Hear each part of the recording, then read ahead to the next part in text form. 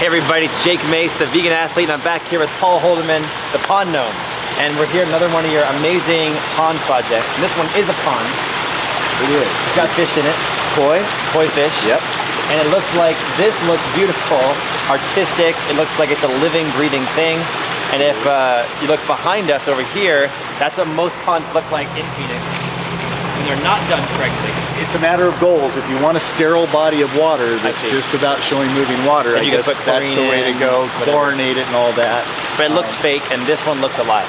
This one is alive. It is alive. This one is alive. In this little area, you have like 10 different kinds of plants. Yes. Fish, and you said that normally this part of this water feature isn't a pond, it's a pondless waterfall. And what's special about this area we're looking at right here? So it just rained all night, so our tank is completely full. It just looks like a stream bed, and the water disappears right at the base of that waterfall. It goes into a 5,000 gallon water tank that's actually underneath all of this. So you got a 5,000 gallon water tank, and why is that? Because you're harvesting rainwater into this pond? We're harvesting storm water off the parking lot and off the buildings. We're also harvesting all of the condensate from the chillers on these buildings. We also harvest all the water from the sprinkler system when they flush it out once a month. Wow. We believe this thing runs on harvested water all year long. 100% of the time? 100% of the time. Because of the size of your tank? Because of the size of the tank, yeah. Wow. Because of how many different sources of water that we're harvesting from. And you said that you can pretty much build a tank like this that can harvest rainwater and use it in the water feature in any shape, in any environment, in residential or commercial uses. That's right. You'll read all over the internet that I can't keep koi alive in an environment where I'm dumping all that in here. This thing's full of koi and has been for years. I see them swimming around. Yeah. So you're getting storm runoff water and the fish are living in it. And the fish are living in stormwater runoff. But it's not just pumping it directly. You're filtering the water the way Mother Earth does it. We are. We're taking the water straight into our tank, and then we're running it through our circulation system into a large settling chamber and wetland filter. When you say a wetland filter, does that mean it's made by man, or you're actually filtering it through plants and rocks and things like that? It's a constructed wetland filter, so it's man-made, but it is designed based on Mother Nature's formula for keeping water clean and healthy. That's awesome. So like right here, if we look at this is one of the areas where water can run off from the street. Water runs off from the driveway and parking area and runs right underneath the sidewalk and drops right down into our tank right here. So that day like today, when it's raining, this is really full. This is really full. The tank is full right now. And then maybe in like a couple weeks from now, it'll be dry again. It'll look dry, but just under the rocks, the tank will still be full of water. It takes months for this tank to get emptied out. That is incredible. Let's see the main body of water, and I'm so impressed by this stuff. This is amazing. So the reason why I took your class initially and why I met you is because I was really into fish. I really just think that looking at fish just makes me feel really good about myself, but I'm vegan, vegetarian. My channel is The Vegan Athlete. I didn't want to go and purchase fish and have them in a tank in my house. Right. I wanted to have fish like I would see at a cool sushi restaurant where they had the koi outside or something. Sure. So I took your class trying to figure out how to do ponds and how to do it more, environmentally friendly with the rainwater. Right. And this is what I was trying to do. This is like your mastery coming through in physical form, you know what I mean? This is incredible, and look at all these fish living here in parking lot storm runoff water. Parking lot runoff water, roof runoff water, chiller water, the fire suppression sprinkler system. Really? And I love how this waterfall is split evenly on the left and the right. It looks so good. This is our filter system right here. Isn't it ugly?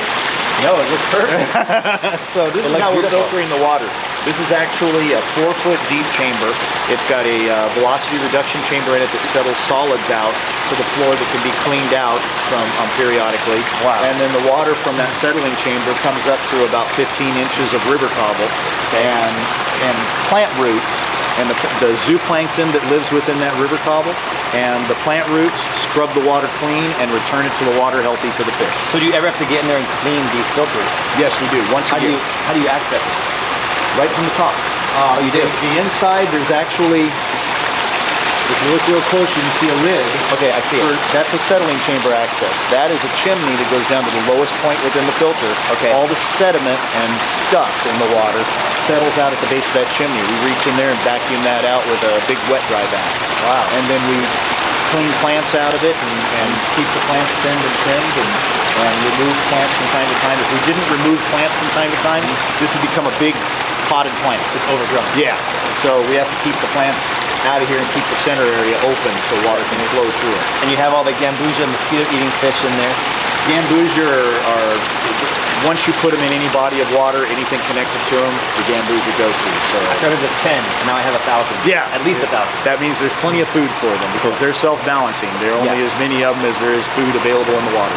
And what is zooplankton? You talked about zooplankton with me That's before. the microorganisms that convert bird waste and fish waste into plant food. So can I see them with my eye? No. Okay. You can see them under, some of them you can see under a magnifying glass, but most of them you need a microscope, which is really cool because we build these in schools, and the school biology departments actually use the water from these ponds to teach kids about microbiology. That's cool. And this water, even as clear as it is, it's teeming with life. That's amazing. This is an amazing pond. And it's an amazing pond to look at. It looks artistically perfect.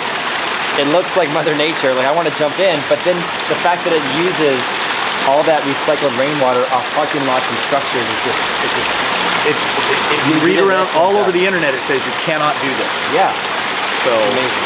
And we've found a way to do it. And you guys can learn more about Paul at thepondgnome.com, right? That's your site. Absolutely. Yep. And we're going to feature some more ponds from Paul here at our YouTube channel, the Vegan Athlete channel. So subscribe to my channel, hit like button, give Paul a question in the comments, and if it's a good question, I'll try to filter it to him and get the answer.